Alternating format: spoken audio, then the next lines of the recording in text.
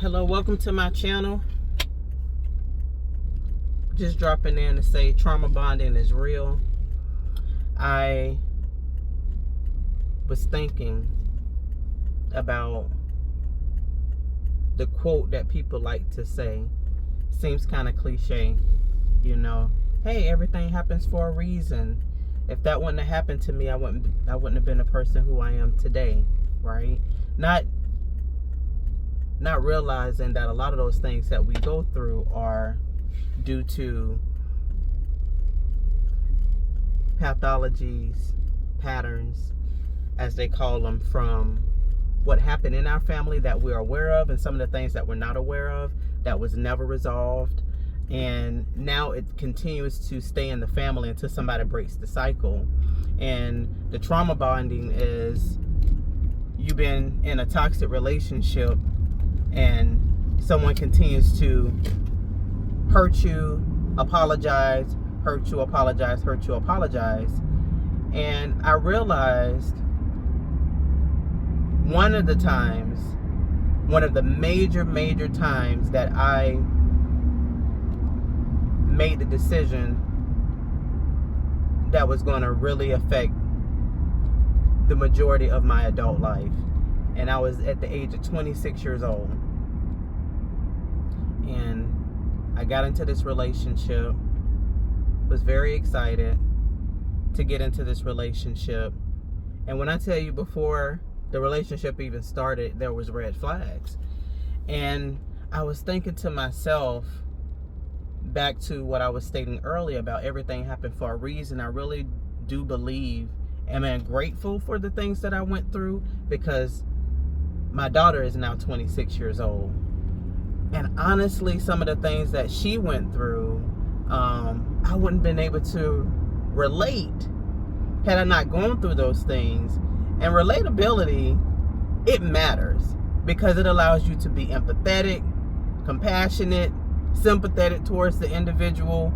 When they talking to you about something, sometimes I have to step away or not say anything and then reflect on what it is that's being said to me or conveyed, so I can say, hey, don't judge, don't be impatient, because that was you.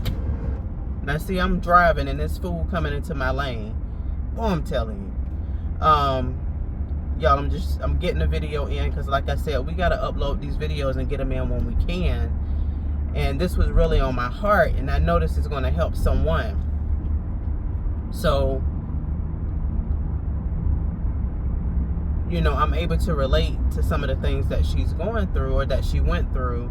And not only her, but I'm realizing there is a lot of people, older, younger, that have been coming into my life who I'm able to kind of minister to or either share my testimony.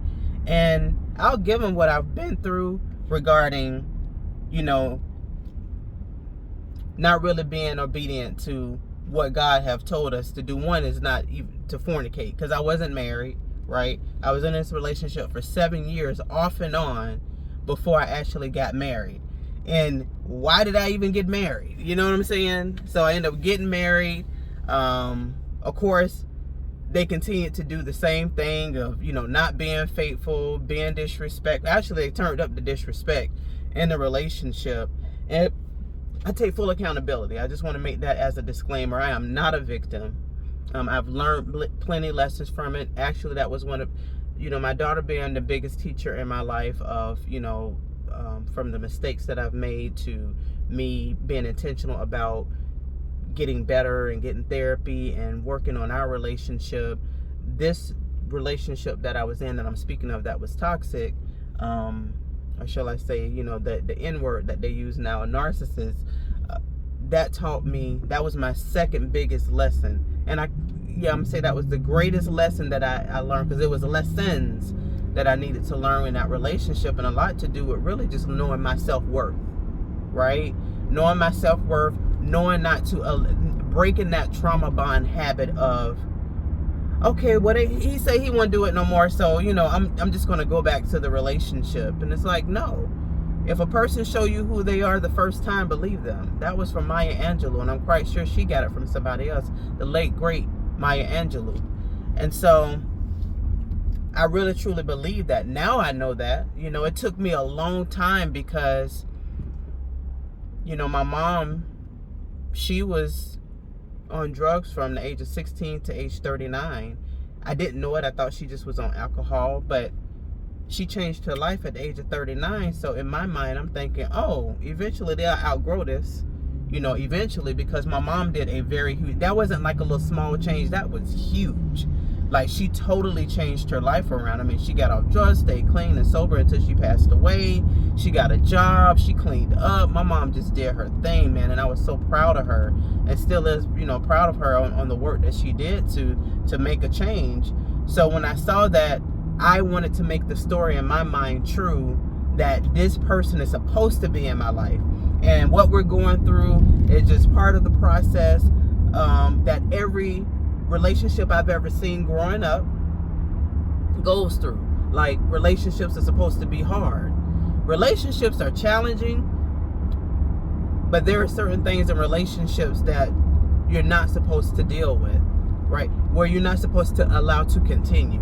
Once it happens, dishonesty, the trust is broken in a major way, like cheating, like lying.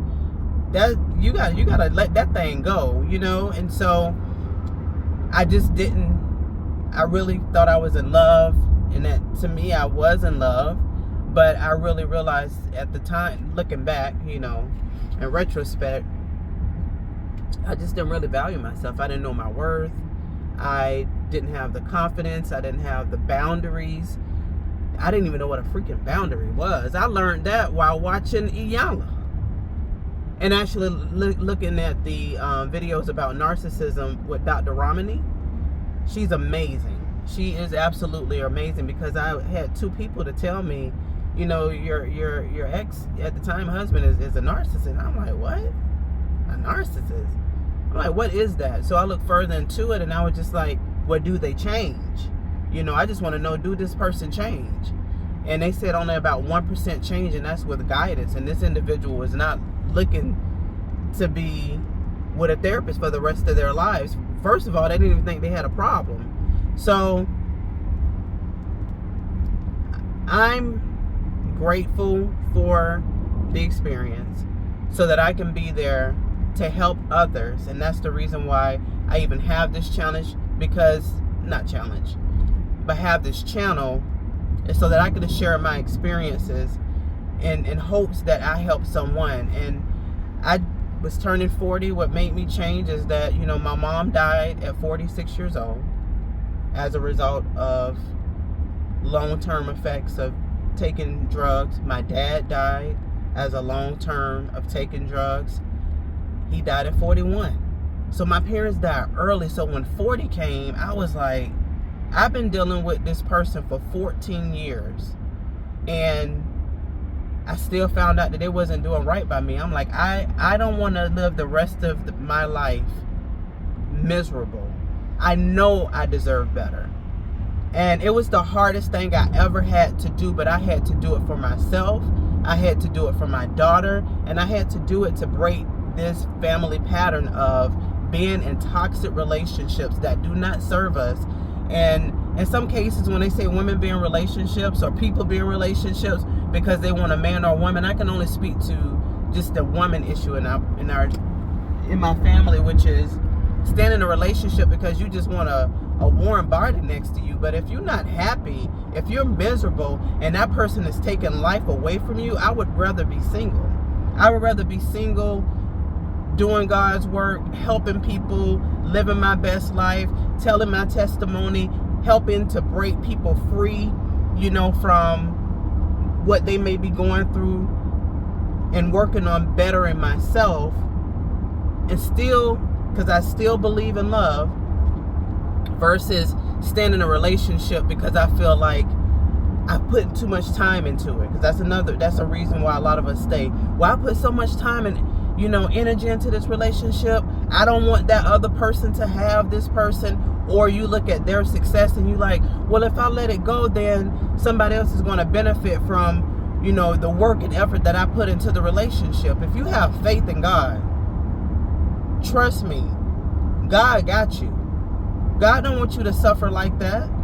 Yes, we're going to have ups and downs in a relationship, but I'm speaking of the extreme. I'm speaking of toxicity. I'm not speaking of your average.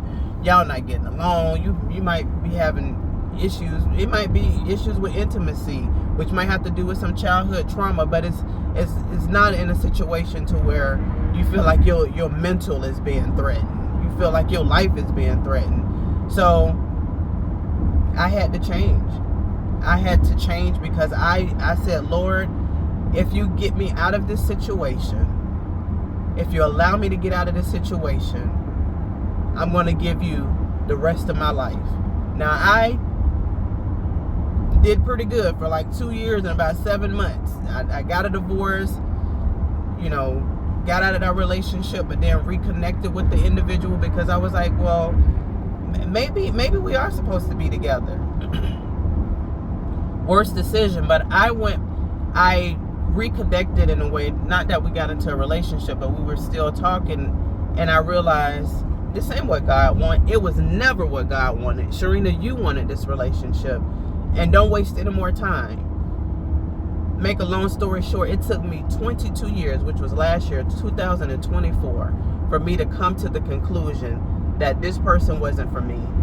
It was all my doing. God had absolutely nothing to do with it, and I caused my own misery.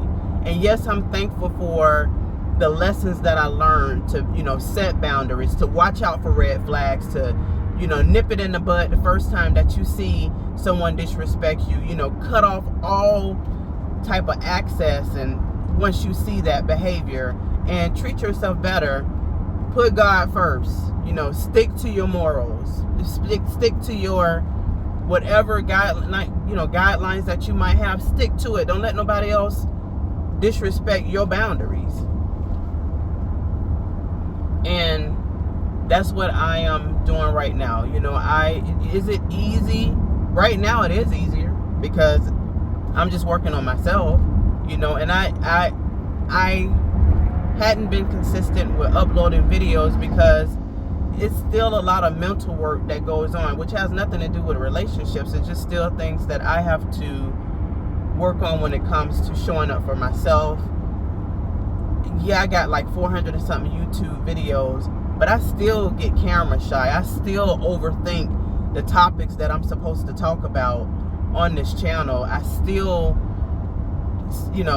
get discouraged and like, dang, I ain't got monetized yet. Dang, I'm not getting the views that I feel like I should get. But it's a marathon. Me and my daughter talked about life. We was talking about, life and careers and just life as a whole, and it being not a race but a marathon, and it just takes time. And if things are not happening the way that you feel like they should happen, it's because it ain't time for it to happen. And so I'm still gonna show up. I'm on day number 3 of the 21-day upload YouTube video challenge, and I'm gonna continue to show up. I might not have a whole lot to say, so it might be, me working out, it might be me cooking, it might be whatever it may be, but you have something to say. Let your life experience show up on the camera. If you don't feel like saying anything about your life experience, fine, you don't have to share that. You can share something. My whole goal is to have, to be the best version of myself, to inspire my daughter, my family, my friends in the world. I want to create generational wealth. I want to create financial freedom, financial legacy, financial literacy. I want to be the best version of myself and have multiple streams of income. And so that's why I show up. I always say, if I can just help one person, that's what matters. That's what I'm here for. So just want to inspire you. Don't give up. You can do it. Keep going. Can't nobody stop you but you. You got this. Have an amazing day. Be blessed.